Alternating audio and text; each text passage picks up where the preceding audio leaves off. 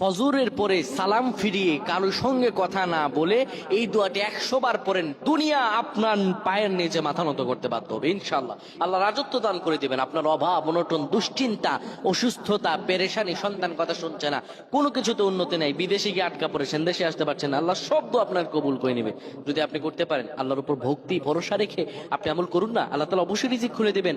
আল্লাহ তাআলা আল্লাহু খায়রুর রাযিকিন, আল্লাহ হচ্ছে উত্তম রিজিক দাতা। আল্লাহ আপনার তো অবশ্যই কবুল করবেন। আল্লাহ বলেছেন উদউনি আস্তাজিব লাকুম, আমার কাছে চাও আমি দিয়ে দিব। এই কথাগুলো তোমরা শেয়ার করে দিবা, ফ্যামিলি সবার কাছে শেয়ার করবা। তুমি আমল না করো সওয়াব পাবা যদি তোমার একটা কথা অন্য কেউ শুনে আমল করে। আমার প্রায় ভাইরা, ফজর নামাজের পরে নবীজি কখনোই আমলটা ছেড়ে দিতেন না।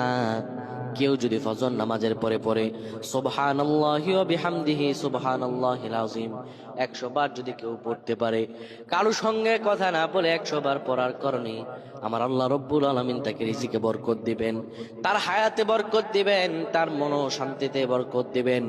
আল্লাহ রব্বুল আলামিন তাকে এত পরিমাণে দয়া করবেন ওই ব্যক্তি কোনো দিনও কল্পনা করতে পারে না।